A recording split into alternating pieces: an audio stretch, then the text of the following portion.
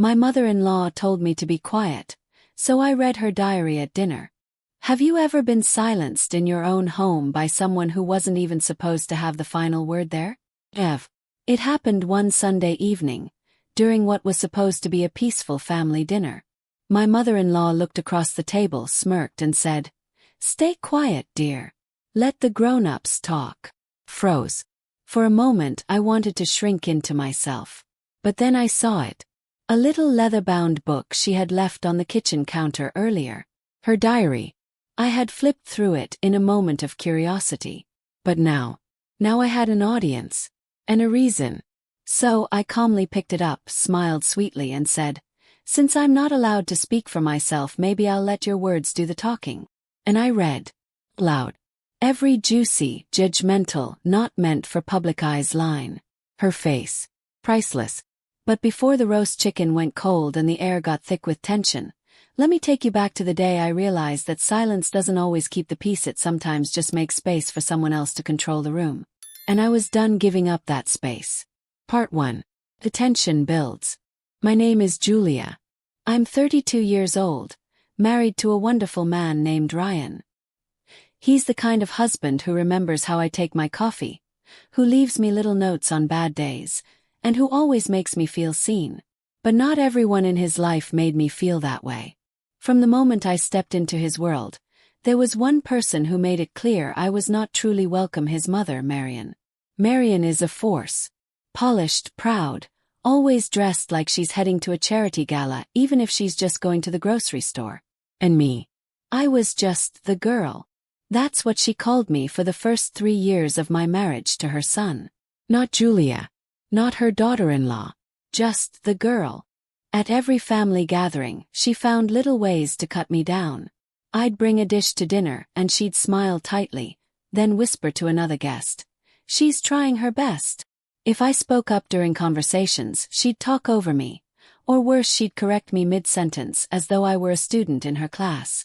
And when we hosted events at our house, she'd arrive early and rearrange my table settings. I wish I were exaggerating. Still, I tried. I bit my tongue more times than I can count. For Ryan's sake. For the sake of keeping the peace. I told myself that being kind was more powerful than fighting back. That one day she might soften toward me. But that day never came. One evening we hosted a dinner party. It was our turn to gather the family and some friends for a relaxed evening. I'd spent hours preparing everything, setting the table, lighting candles, even folding napkins into little swans because I knew Marion loved details like that. I dressed up, I smiled, I played hostess. And then, as the laughter settled and the wine flowed, I began sharing a simple story about our honeymoon in Italy. A sweet memory, Ryan accidentally ordering tripe thinking it was steak. The table was laughing with me.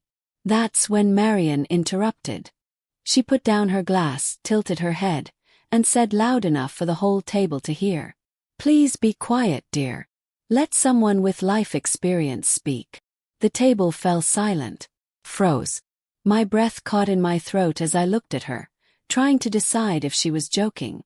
But there was no humor in her eyes. Just cold dismissal.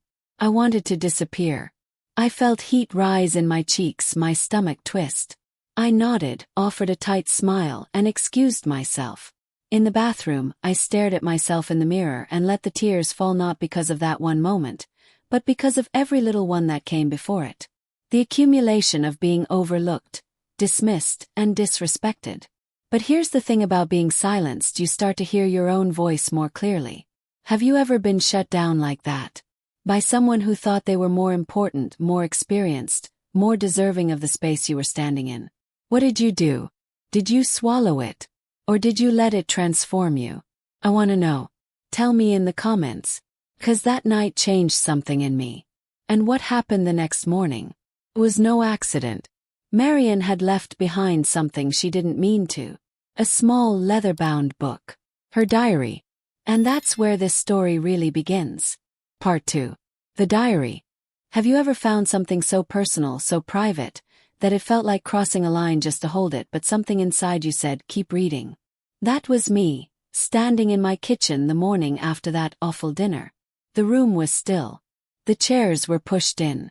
The glasses from the night before sat by the sink, a silent reminder of Marian's voice echoing in my head. Please be quiet, dear. Let someone with life experience speak. I was still trying to shake it off, trying not to cry again, when I noticed something on the counter I hadn't seen before. A small worn leather notebook. Black, with delicate gold trim. It looked old, almost like a diary you'd buy from a vintage shop. I picked it up without thinking, expecting it to be mine or maybe something Ryan had left out. But then I opened it and there, on the inside cover, in Marian's unmistakable handwriting, was her full name. My heart skipped. I shouldn't read this, I told myself. It's hers. It's private. But when I went to close it, a single word on the next page pulled me back. Julia was my name, underlined. And right beneath it, in Marian's careful cursive. Julia tries hard to fit in, but it's exhausting to watch. She's never been right for my son. Froze. Line after line, paragraph after paragraph, every one of them about me. My cooking, my laugh, the way I dressed, how I hosted dinners, how I was, in her words, too eager to impress, not enough substance underneath. She wrote that I didn't understand real family, that I didn't have the class or background to be part of theirs. She even mentioned things I'd shared with her in confidence about my own mother's illness, about struggling with anxiety when I first moved in with Ryan. And she twisted them. Said I used my sad stories to gain sympathy, to manipulate. And you know what hurt the most? She never said any of this out loud. Not once. She'd smile at me, kiss me on the cheek, accept my gifts with a "how thoughtful," and then write in this little book that I was weak. Embarrassing. Not enough. Felt sick. But I also felt something else: clarity. For years I had blamed myself. I thought I was being too sensitive. That maybe I was imagining her disdain. That if I just tried harder, maybe one day I'd win her over. But now I knew the truth. It had never been about me not being good enough. It was about her never seeing me in the first place. So I closed the diary, placed it gently back where I found it, and made myself a cup of tea. I didn't cry.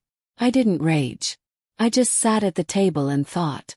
If she wanted me to stay quiet, maybe it was finally time I let my voice be heard. Now let me ask you, what would you have done? If someone you welcomed into your life, someone you tried to love and impress, had been secretly writing these things about you? Would you confront them? Would you walk away? Or would you do something a little unexpected? Drop your thoughts in the comments. I read everyone, and I'd love to know how you would have handled it. Because the next family dinner was already planned. And that diary, it was still sitting right there on the counter, waiting. Part 3. The dinner party. Have you ever felt so calm in the middle of a storm that you knew something had shifted? That was me the night of the next family dinner. After reading Marian's diary, I had a choice to make. I could confront her in private. I could bury the pain and keep pretending. Or I could hold up a mirror. Not with anger. Not with insults. But with her own words. So I cooked dinner like I always did.